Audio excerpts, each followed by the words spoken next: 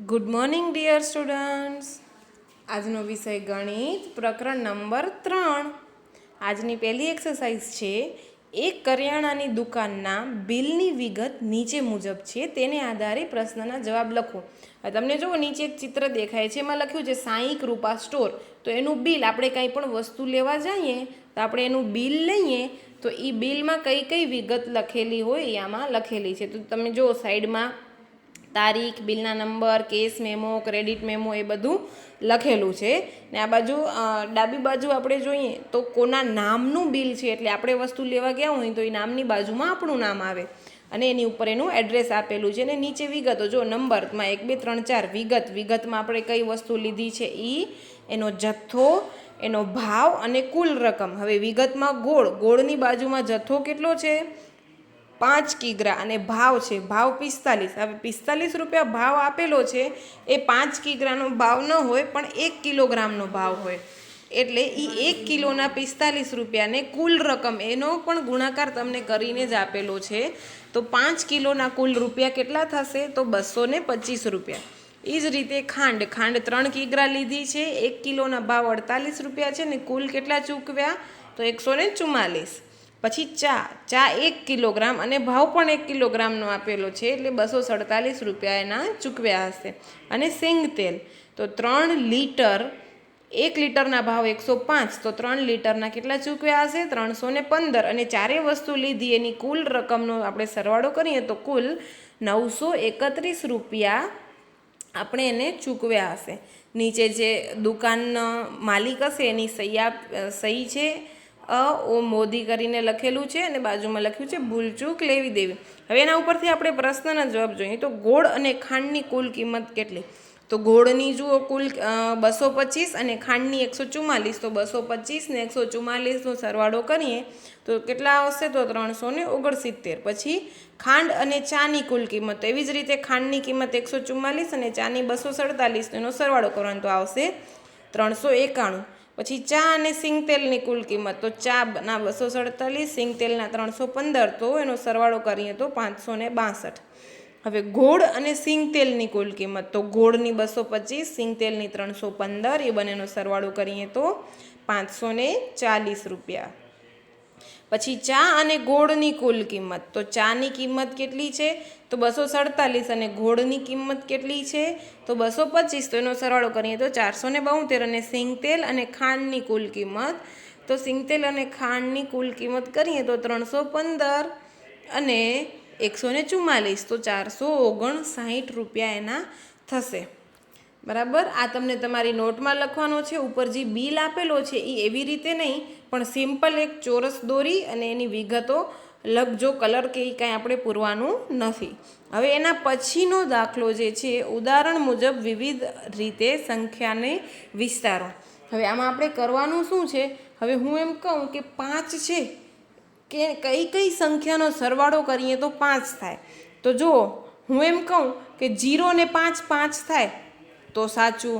પછી કોઈ એમ કહેશે કે 1 અને 4 5 થાય, તો એ પણ સાચું. કોઈ એમ કહેશે કે 2 અને 3 5 થાય, તો એ પણ સાચું. તો હવે એ જ રીતે આપણે કેમ સરવાળા 5ને અલગ અલગ રીતે ડિસ્ક્રાઈબ કર્યા, એવી જ રીતે આપણે આપેલી સંખ્યાને અલગ અલગ રીતે એનો સરવાળો જે સંખ્યા આપેલી હોય એટલો થાય એ રીતે આપણે અલગ અલગ લખશું. હવે એમાં પહેલી સંખ્યા છે 56. તો 56માં જો તમને પહેલું છે એ આખું ગણીને આપેલું છે, તો 50 + 6, તો 50 + 6 પણ 56 થાય. પછી 40 + 16 પણ 56 થાય. 30 + 26 પણ 56 થાય. 56 + 0 પણ 56 થાય. 10 અને 46 પણ 56 થશે. અને 20 અને 36 પણ 56 થશે. એ જ રીતે આપણે બાકીનું છે એ ગણવાનું છે. તો જુઓ, 84 આપેલું છે, તો 80 ને 4 84, 70 ને 14 84, 60 ને 24 84, 10 અને 74 84, 20 અને 64 84, અને 84 + 0 એટલે પણ 84 થાય. તો એ જ રીતે મેં અહીંયા કે આપણે ખાના આપેલા છે એટલી વિગતમાં ભરી છે, પણ આના સિવાય પણ તમે લખી શકો, જેમ કે 83 ને 1 84, 82 ને 2 84, એ રીતે તમે ગમે એ લખી શકો. સરવાળો 84 થવો જોઈએ. એના પછી 67 છે, તો 67માં 60 + 7 50 + 17, 40 + 27, 30 + 37, 20 + 47 અને 10 + 57. તો બધેનો સરવાળો છે એ 67 થાય છે. પછી 99, તો 99 + 0, 90 + 9, 80 + 19, 70 + 29, 50 + 49 અને 10 + 89. તો આ બધેનો સરવાળો છે એ 99 થાય છે. તો એ રીતે આપણને બધી સંખ્યાનો સરવાળો 99 થાય અથવા તો આપેલી સંખ્યા હોય એટલો થાય એ આપણને કરવાનું રહેશે. હવે એના પછીની એક્સરસાઇઝ જોઈએ તો એક શાળાના બાળકોને ગમતા ફળોની વિગતો આપેલી છે અને નીચે પ્રશ્નના જવાબ આપેલા છે. તો એને આધારે આપણે પ્રશ્નના જવાબ છે એ લખીશું. તમને કોષ્ટક આપેલો છે ને 3 ફળ આપેલા છે, કેરી, કેળું અને સફરજન. તો એ ત્રણેય ફળમાં બાળકો એટલે છોકરાઓ અને છોકરીઓ, તો એ લખેલું છે કેટલા છોકરાઓને કેરી પસંદ છે, કેટલા છોકરાઓને કેળું પસંદ છે, કેટલા છોકરાઓને સફરજન પસંદ છે. એ જ રીતે છોકરીઓની સંખ્યા પણ આપેલી છે અને કુલનું ખાનું આપણે ખાલી છે એ આપણને ભરવાનું છે. તો આપણે સરવાળો કરીને ભરશું. હવે એની નીચે પ્રશ્નના જવાબ આપેલા છે. હવે પ્રશ્નના જવાબ આપેલા છે તો પહેલો પ્રશ્ન છે કેટલા બાળકોને કેરી પસંદ છે. તો જુઓ ઉપર આપણે બાળકો એટલે છોકરીઓ અને છોકરાઓ બંને થાય. તો કેરી પસંદ કરતા છોકરાઓ કેટલા છે તો 242 અને છોકરીઓ કેટલી છે તો 239. તો 242 + 239 એટલે 481 થશે. કેટલા બાળકોને સફરજન પસંદ છે તો 186 + 98 એટલે 284.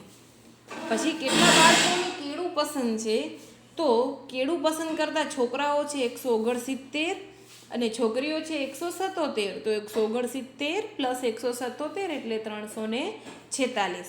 પછી ચોથો પ્રશ્ન છે કેરી અને કેળું પસંદ કરતા છોકરાઓની સંખ્યા. તો જુઓ કેરી પસંદ કરતા છોકરાઓ છે 242 અને કેળું પસંદ કરતા છોકરાઓ છે 169 એટલે કુલ કેટલા થશે તો 411.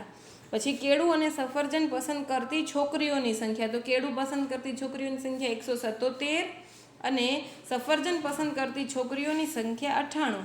એ બંનેનો સરવાળો કરીએ તો 275.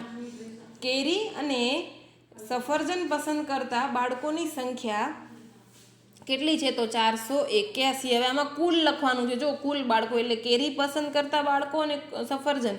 તો કેરી પસંદ કરતા બાળકોનો સરવાળો આપણે કર્યો તો 481 અને સફરજન પસંદ કરતા બાળકો તો 284.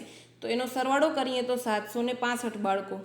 કેળું અને કેરી પસંદ કરતા બાળકો કેટલા છે તો 346 ને 481. તો એનો સરવાળો થાય છે 829. તો આપણે એ જ રીતે આ પ્રશ્નના જવાબ લખવાના છે. પાકી નોટમાં ઉપરનો કોષ્ટક તમે દોરશો, નીચે પ્રશ્નના જવાબ લખશો. એ જ રીતે આજે આપણે 3 એક્સરસાઇઝ ટોટલ કરી પાકી નોટની અંદર લખવાની છે.